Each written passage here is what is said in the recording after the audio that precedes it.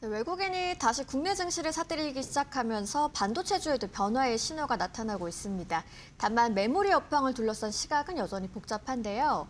외국인의 귀환이 추세적인 흐름으로 이어질 수 있을지, 또 빅테크의 AI 투자가 반도체를 넘어서 피지컬과 AI 로봇으로 확장되는 과정에서 어떤 기회와 변수가 있을지 알아보겠습니다. 전병서 중국경제금융연구소장님과 함께합니다. 어서 오세요. 안녕하세요. 네.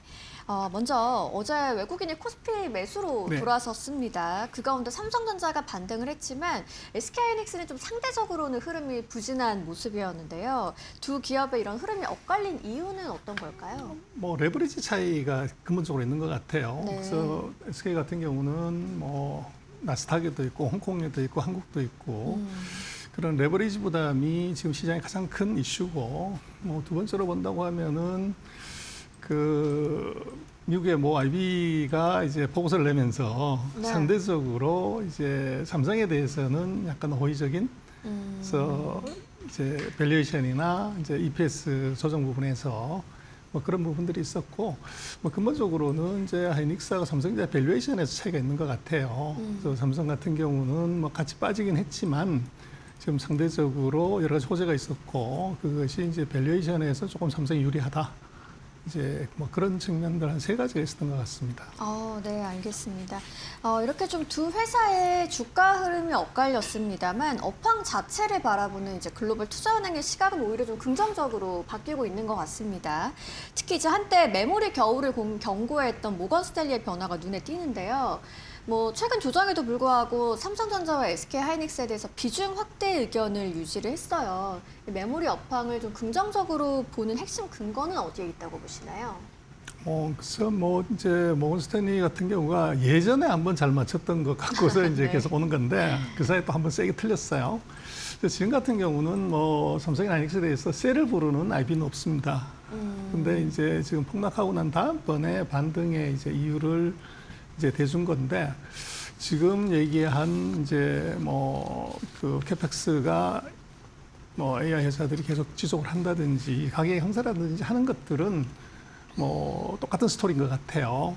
그리고 HBM이나 서버 D램의 수요가 강하다.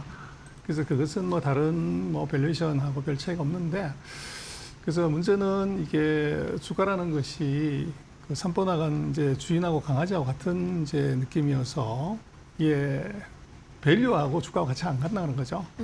그래서 지금 그 펀더멘탈 이슈에 대해서는 뭐 의심하는 데가 없는데, 네. 문제는 이게 지금 주가에 대해서는 이 펀더멘탈이 지금 이슈가 아니라 수급이 문제가 되는 거죠. 그래서 지금 뭐 이익이 좋다, 이것은 더 이상 이제 뭐 호재라고 얘기하기는 어렵고, 오히려 지금 수급에서 지금 외국인 지분율이 하이닉스도 50%가 넘어요. 근데 이 사람들의 평균 매입 단가가 얼마냐? 지금 주가가 한 40% 떨어졌지만 뭐 반등했다고 하더라도 이게 아직도 너무 많이 먹은 거죠. 그렇게 보면은 이제 외국인들의 오버웨이트한 비중을 계속적으로 줄이는 과정이 아직도 있기 때문에 지금 펀더멘탈에 근거해서 사라고 하는 것은 애널리스트들이 수급은 고려하지 않고 밸류 측면에서 저평가되어 있다는 것이지, 지금 이게 사가지고 수익을 발아낼 수 있냐? 이건 별개라고 봐야 될 것 같아요. 네. 그래서 지금 상황은 펀더멘탈은 뭐 계속 체크를 해야 되지만 오히려 투자하는 쪽에서는 수급에 대한 포커싱이 이게 오히려 핵심이다. 그래서 증시에서 유명한 격언이 그 수급은 재료에 우선한다. 그래서 그걸 명심해야 될 것 같습니다. 알겠습니다. 뭐 삼성전자와 SK하이닉스 같은 경우에는 뭐 자사주 매입이라는 뭐 주주 환원 확대에 관한 부분도 좀 영향이 있는 것 같아요. 네, 그래서 뭐 자사주 매입을 안 하면은 이제 주주하는 계획을 발표를 안 해가지고 주가 빠졌다. 이렇게 보기엔 사실은 어려워요. 그래서 주가 빠지는 여러 가지 이유 중에 하나를 이제 주주하는 계획을 특히 이제 하이닉스 같은 경우 얘기를 안 해줬다. 네. 그래서 실망했다. 뭐 이런 것이 있지만 그것은 하이닉스가 이제 ADR을 발행하면서 25일 동안에 공시안이 걸렸기 때문에 그랬던 거고. 그러나 지금 자사주 매입을 뭐 한다든지 또는 이제 배당을 늘린다든지 하는 것이 지금 시가총액 대비해서 비교하면 뭐 미미해요. 그래서 이것은 뭐 반등의 촉멸하기보다는 심리적인 안도감, 이제 그런 것들을 발표를 안 했다가 이제 보완을 하는, 선발표했으면 좋았을 건데 네. 이거를 이제 어느 언론이 뭐 이제 애널리스트들이 다 비판하고 나서 뒷북을 친 느낌이라서 안 하면 진짜로 더 빠지는 거고 한다고 하더라도 이것이 결정적인 이제 수가 반등에 뭐 확실한 트리거가 된다. 이렇게 보기엔 어려울 것 같아요. 그래서 지금 이번에 뭐 발표되고 있는 것들도 보면은 이제 시장이 원하는 건 파격인데 뭐 이것은 예전보다 조금 더 이제 그런 정도 수준이라서 시장의 기대를 만족시키기에는 조금 부족하지 않나 그렇게 생각이 됩니다. 알겠습니다.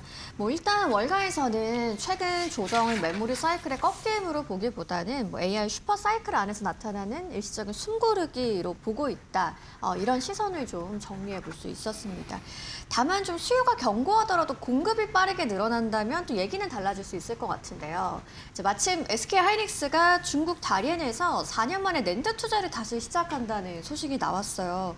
생산 능력을 50% 늘리겠다라는 이야기인데 향후 가격과 실적에도 영향이 있을 것 같습니다. 뭐 하이닉스에 워낙 지금 많이 벌기 때문에 대량 공장 때문에 이게 뭐 전체 시장의 수급이나 하이닉스의 이익이 대폭 좋아지는 이럴 가능성은 없고요. 네. 그래서 낸드에서 하이닉스의 전 세계 시장이 한 22% 정도 되는데 지금 대량 공장은 거기에 뭐 한 20% 정도 수준이에요. 그래서 그걸 캐파를 한 이제 50% 10만 장을 15만 장으로 늘린다는 얘기고, 그러나 중요한 것은 이제 거기에 팔고 있는 것을 만들고 있는 아이템이 이게 미국이 첨단 메모리하고 낸드에 이게 만들 수 있는 장비를 중국으로 갖고 들어가는 것을 제재를 했어요. 네.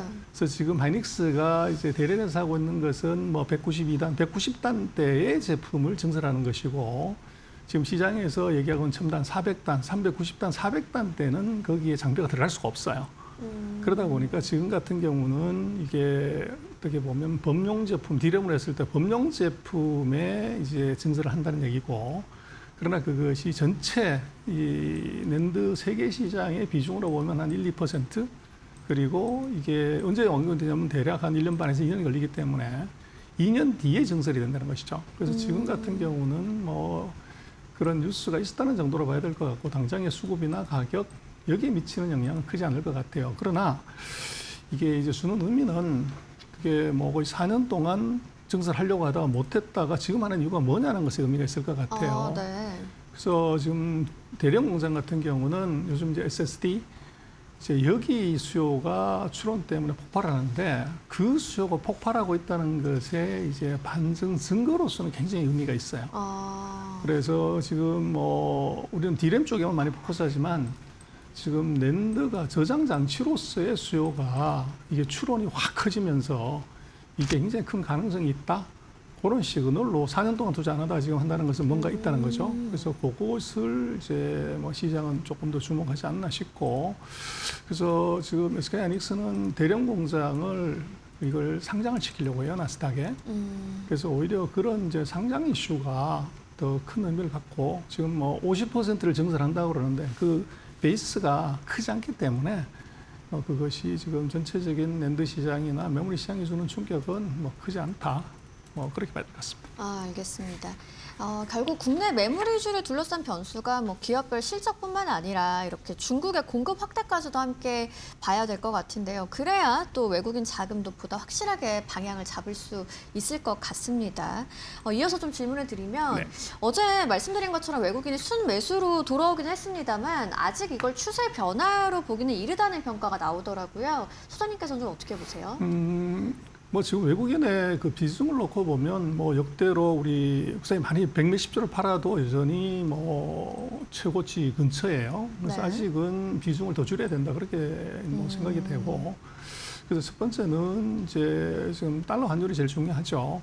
그래서 이 달러 환율의 방향이 일단 바뀌어야 되고, 또 우리로서는 지금 이제 레버리지나 신용 여전히 많이 걸렸기 때문에 그것이 영향은 줄었다고 하더라도 이 부분에서의 변화가 있어야 되고, 가장 중요한 것은 최근에 보면은 이제 엔비디아가 갑자기 최첨단 이제 GPU에 GBN 탑재량을 줄인다, 뭐 그런 발표를 했어요. 그래서 우리가 네. 조금 충격이라고 하는데, 그것은 이 줄여도 성능이 괜찮기 때문에 그렇다는 것이 아니라 이 GBM을 만들고 있는 이제 한국의 양대 회사들이 이게 생산의 공정도에 난이가 올라가다 보니까 생산 캐파를 확대하지 못해서 나타나는 일이죠.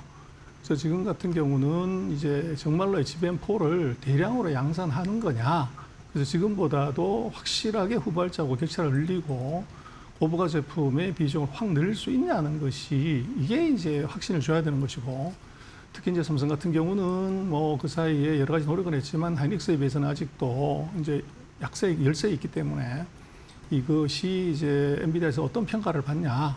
그래서 HBM4에서는 진검승부가 벌어진다고 하는데 그 성과가 어떻게 나는지를 봐야 아마 외국인들이 다시 이제 조금 더 사거나 뭐 이제 이럴 수 있는 가능성이 있을 것 같고, 현재로서는 외국인들 입장에서는 여전히 이제 오버웨이트된 비중을 이제 호시탐탐 이제 줄이는 그쪽으로 이제 포커스를 맞추고 있다, 그렇게 봐야 될 것 같아요. 그래서 하루 이틀 정도의 뭐 주가의 상승 하락 또는 이제 외국인의 순매수 매도를 가지고서 추세 전환이다, 이렇게 보는 것은 지금은 조금 이르다, 그렇게 말씀드릴 수 있을 것 같아요. 네, 알겠습니다.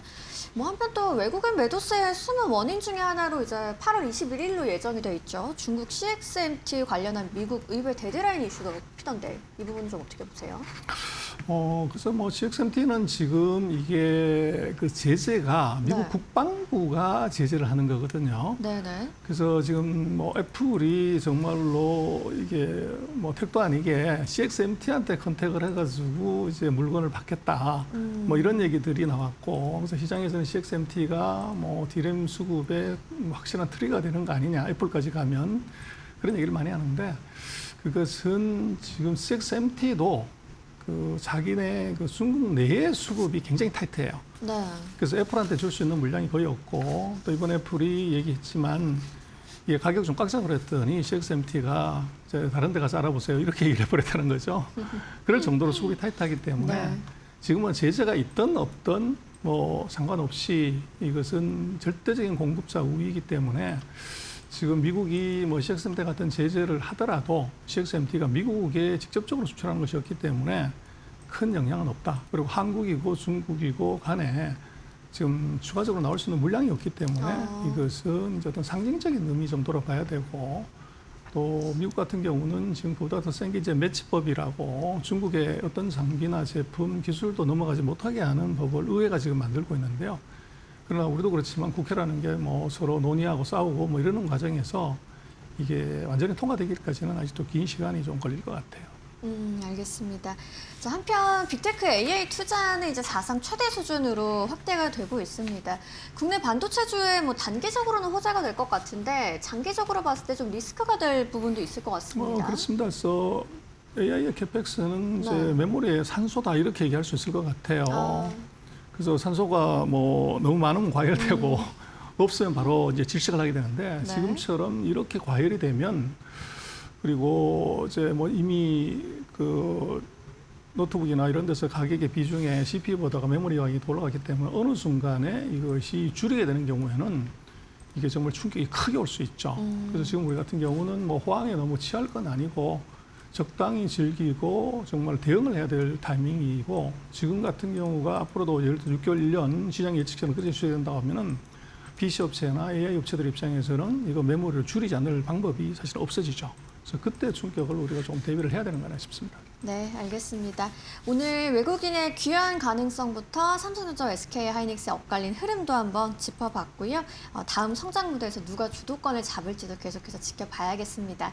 오늘 전병서 중국경제금융연구소장님과 함께했습니다. 좋은 말씀 네, 고맙습니다. 고맙습니다.